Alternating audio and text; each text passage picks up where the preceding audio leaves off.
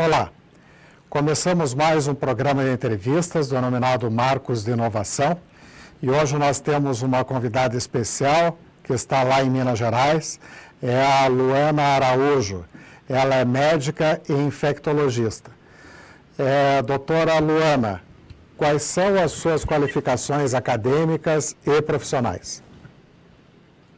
Olá, Marcos. Muito obrigada pelo convite, é um prazer estar aqui com vocês. Eu sou médica formada pela Universidade Federal do Rio de Janeiro, com residência em infectologia pela mesma instituição. Eu tenho um MBA em gestão de saúde e controle de infecção associada a sistemas de saúde e um mestrado recém-concluído em saúde pública pela Universidade Johns Hopkins, dos Estados Unidos. Mestrado para o qual eu recebi uma bolsa considerada a bolsa mais importante de saúde pública do mundo, chamada Sommer Scholarship, e essa bolsa eu tenho a felicidade de ser a primeira pessoa do país a recebê-la. Atualmente eu tenho um site no qual eu explico, eu traduzo ciência para as pessoas leigas, principalmente relacionadas a doenças infecciosas, e a gente tem um prato cheio aí por conta da pandemia. E também sou consultora em saúde pública para o Banco Mundial. Muito bem. Falando sobre o Covid-19, a vacina, eu li outro dia, mais rápida que foi desenvolvida em 4 anos. Nós estamos prestes a ter uma vacina em desenvolvimento em menos de 1 ano. Essa vacina vai ser eficiente e quais os efeitos colaterais?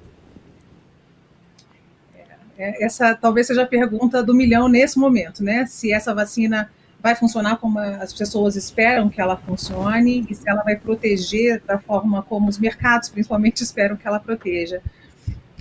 Você tem razão, o desenvolvimento de vacina é um processo extremamente complexo, por isso lento. Algumas vacinas levam 10, 20 anos para serem desenvolvidas, 4 anos nesse universo até esse momento era realmente uma coisa histórica. Agora, quando a gente fala no desenvolvimento de uma vacina com menos de 1 ano, existem razões pelas quais a gente está podendo tentar fazer com que isso aconteça. A primeira coisa é que a maior parte dessas vacinas, principalmente essas que estão mais adiantadas e que prometem estar prontas nesse período que você comenta, são vacinas que já utilizam tecnologias de outras vacinas, né, existentes. Vacinas que levam o vírus inativado de outras doenças, nas quais a gente consegue fazer uma mudança de proteína e aí introduzir a informação nova do vírus da Covid e, com isso, a gente corta um bom tempo de desenvolvimento de um produto novo. Algumas outras vacinas não, elas têm a tecnologia completamente nova, inédita, como a vacina que usa material genético, RNA. Então, a gente ainda está tentando entender nessa corrida pela vacina o que vai funcionar da melhor forma.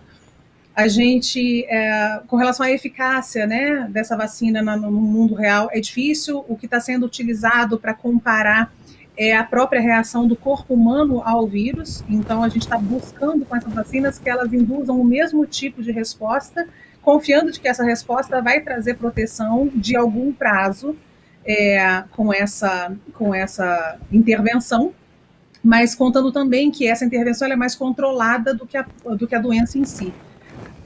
Se ela vai funcionar dessa forma, a gente ainda não sabe.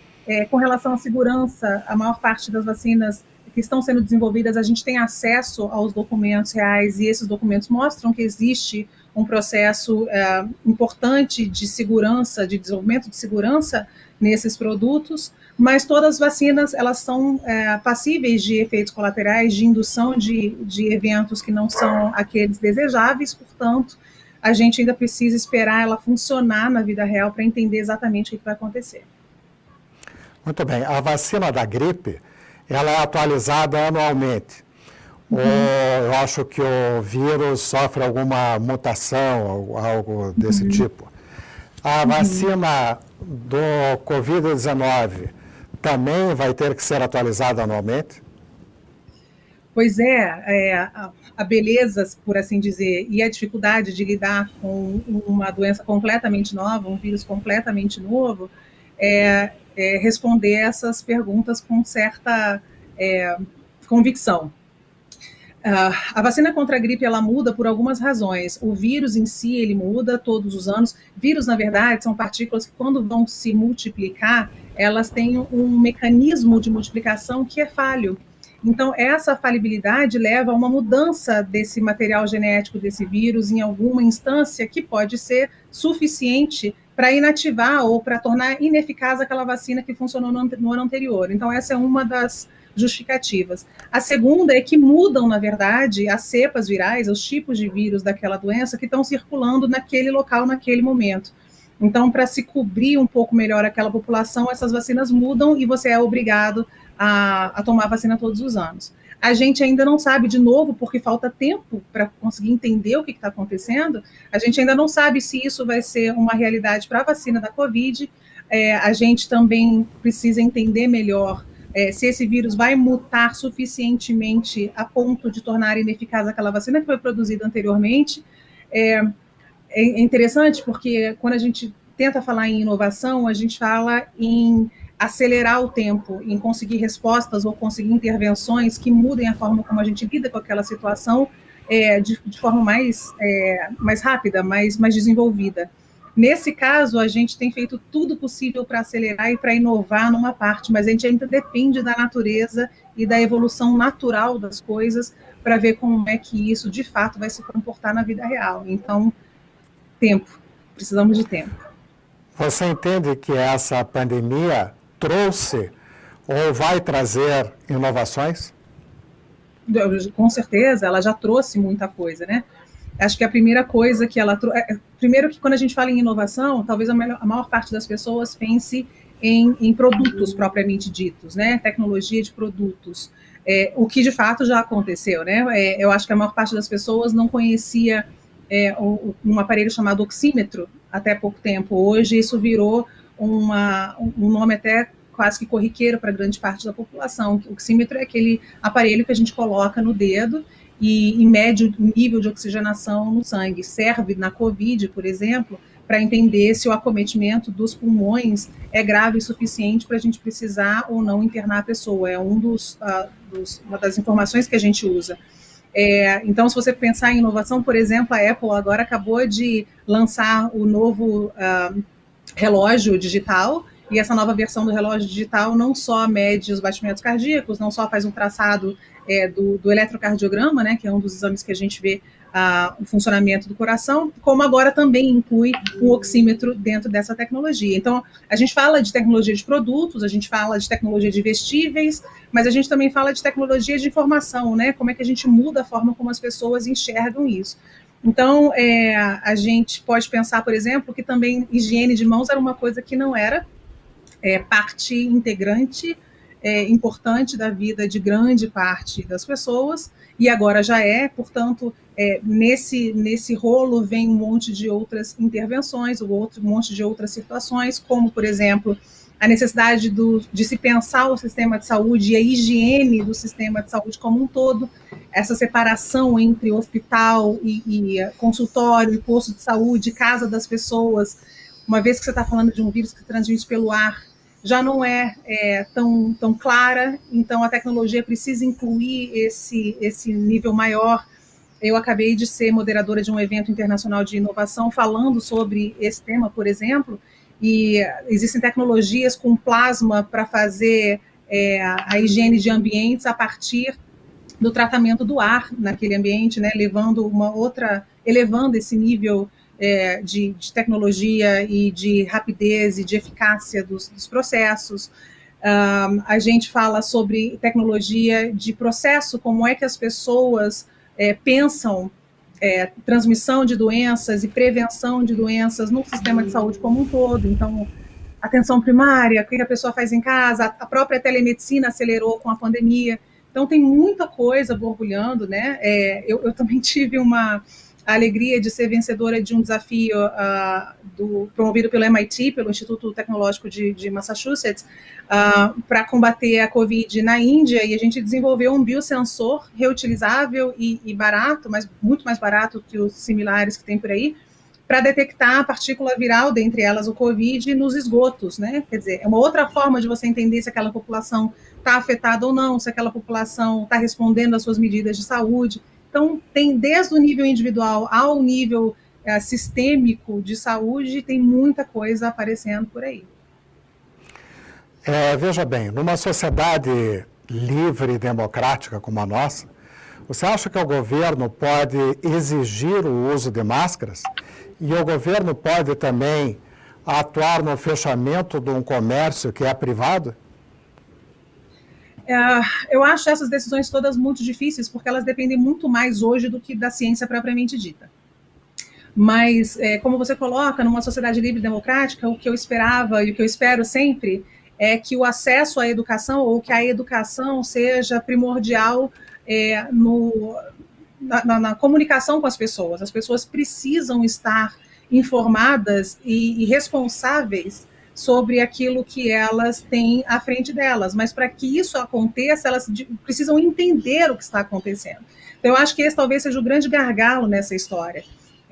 Eu sou contra um Estado interventor e que usa um poder pátrio sobre a vida das pessoas, sem que essas pessoas compreendam o que está acontecendo. Até porque, se elas compreenderem o que está acontecendo, eu acho muito difícil delas não aderirem às medidas quando elas se mostram tão importantes, necessárias e eficazes quanto na situação atual. Então, a gente sabe hoje que o uso de máscara, ele é o melhor que a gente tem, quer dizer, ela não é, sozinho não resolve nada, né? Contra o Covid nós temos camadas de proteção, então a gente tem o uso da máscara, a gente tem a higiene de mãos, a gente tem o distanciamento, essas são camadas que se superpõem como uma cebola, né? Para melhorar essa defesa contra a disseminação da doença, e a gente sabe que isso funciona. É agradável? Não, não é agradável, mas é o melhor que se tem até que uma vacina aconteça.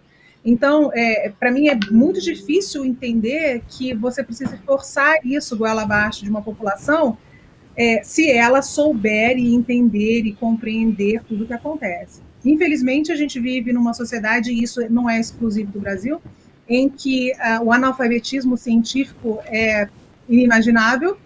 Então, é difícil você mostrar para as pessoas do que você está falando quando elas têm dificuldade de compreender o básico do básico. E essa foi uma das razões pelas quais eu comecei o meu site, por exemplo, porque quando eu comecei a mostrar para elas, olha, hidroxicloroquina não funciona, e na verdade não precisava nem dos estudos para mostrar, né, gastar tanto dinheiro com esses estudos todos para mostrar que não funciona, porque na verdade, se você olhar o estudo básico da hidroxicloroquina, você vai ver que o modelo celular é completamente diferente, com chances minúsculas de funcionar no ser humano, assim como nunca funcionou para HIV, para dengue, para zika, que foram as outras doenças para as quais a hidroxicloroquina foi testada. Mas quando eu entendi a dificuldade que as pessoas tinham de compreender a razão pela qual aquilo não funcionava, que o desespero da ignorância, no sentido da falta de informação, era tamanho que obnubilava essa consciência e essa clareza de raciocínio, e as pessoas apelavam para aquilo que elas gostariam que acontecesse, mas não era real, eu entendi que a gente precisava trabalhar mais isso. Então, eu acho que a resposta à sua pergunta é essa. Lidar com o governo, aonde quer que seja, impositivo, mostra que essa população precisa de muito mais educação do que ela tem, porque se ela tivesse educação suficiente, nada disso era necessário.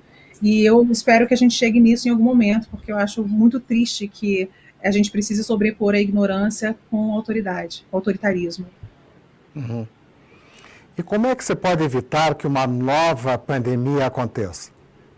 Não se pode. Ela vai acontecer. O que você pode fazer quer dizer, não é que não se pode, isso foi um pouco genérico e grave.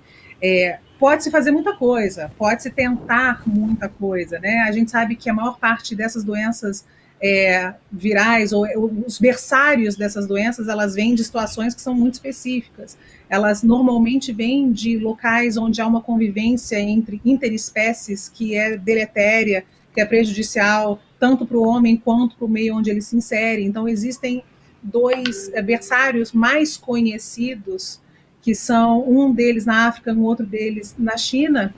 Quer dizer, a gente já podia imaginar que dessa desse local na China, ou dessa circunstância que a China promove, poderia nascer outra coisa, como já tinha nascido os outros coronavírus de 10 anos, 15 anos atrás.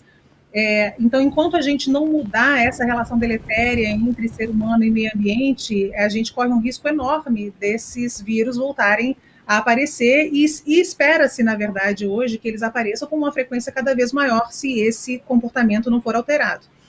Um outro lugar onde isso pode acontecer é o próprio Brasil, né? Essa fronteira agrícola avançando, a Amazônia dentro desses biomas existem formas de vida e tipos virais que são desconhecidos e não são adaptados ao ser humano, e a gente obviamente não tem nenhum tipo de imunidade com relação a eles. Então, toda vez que a gente tem essa relação destrutiva, normalmente a gente leva a pior, né? A natureza, ela é absolutamente sábia, e dentro do equilíbrio dela, isso acaba roendo a corda do lado mais fraco, e o lado mais fraco costuma ser o ser humano. Então, isso pode acontecer.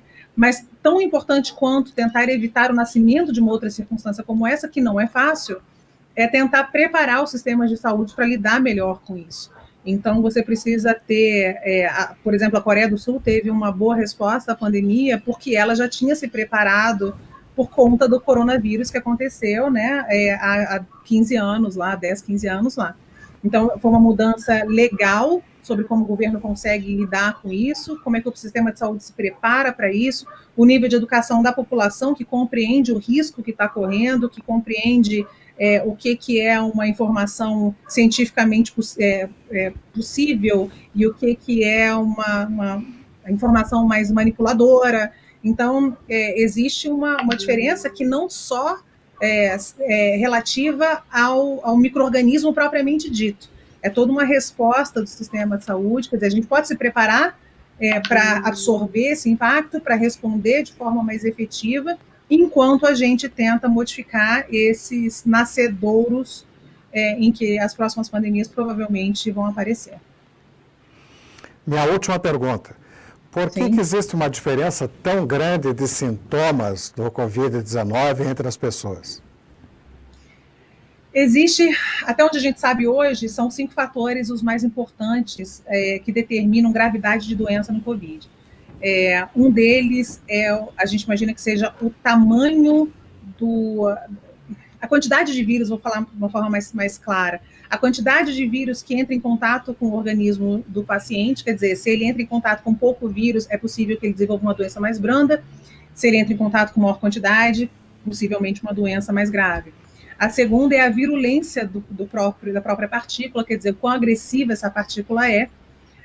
Uma terceira possibilidade é a própria genética do paciente, porque hoje a gente sabe que o Covid não é uma doença pulmonar. O Covid é uma doença inflamatória que atinge os vasos sanguíneos por dentro, né? Então, essa inflamação exagerada junto com esse dano vascular interno leva à maior parte das manifestações que a gente vê pelo Covid.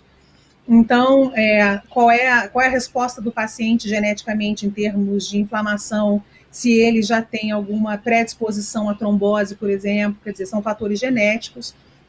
Uma quarta influência é o fato do paciente ter ou não doenças prévias. Então, se o paciente tem uma doença como hipertensão, que a gente sabe que é um fator de risco importante, se o paciente tem doença pulmonar, se ele se ele é diabético, se ele é obeso, né? A obesidade se tornou um grande fator de risco enorme, porque o paciente parte de uma inflamação basal crônica, e na hora que você adiciona um vírus que causa mais inflamação, essa inflamação vai para um nível muito maior do que o corpo consegue lidar em termos de funcionar de forma saudável, então a doença pode ser mais grave.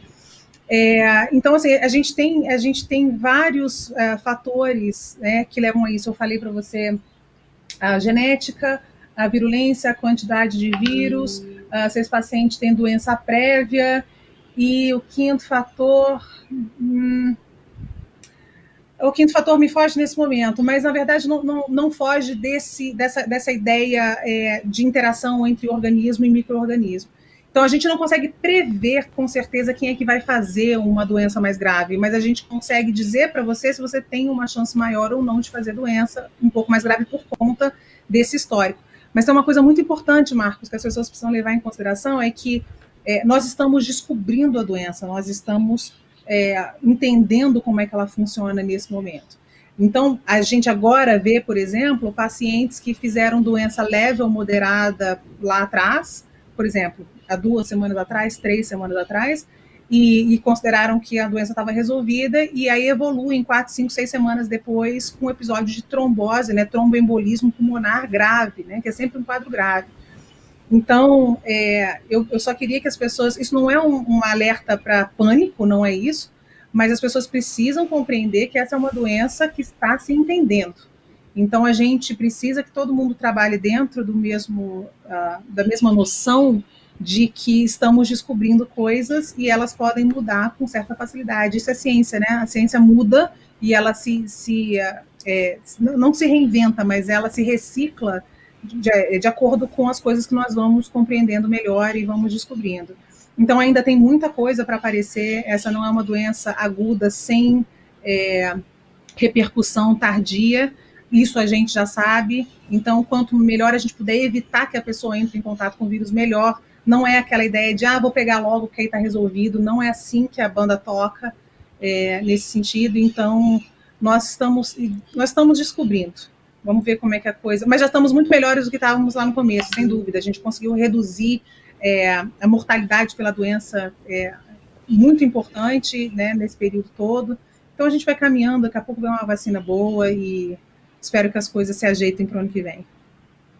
Muito bem, eu agradeço a sua excelente participação, agradeço ao Ninter pela oportunidade de fazer esse programa e deixo agora em aberto para as suas considerações finais.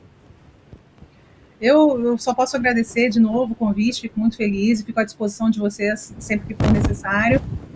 Acho que esse é um momento histórico para as pessoas, e não só pela presença da doença, mas como oportunidade das pessoas entenderem que ciência tem que fazer parte da vida delas, elas têm que entender um pouco de ciência, e entender ciência significa aderir a essas mudanças, e isso acaba sendo um ambiente mais propício para a inovação, uma melhora de qualidade de vida, uma melhora da saúde das pessoas como um todo, e que isso seja equânime, né? Que a gente consiga levar essa inovação e essa tecnologia e esse cuidado para todo mundo dentro das necessidades das pessoas. De novo, muito obrigada e sempre que precisar eu estou por aqui. Tá bem, muito obrigado.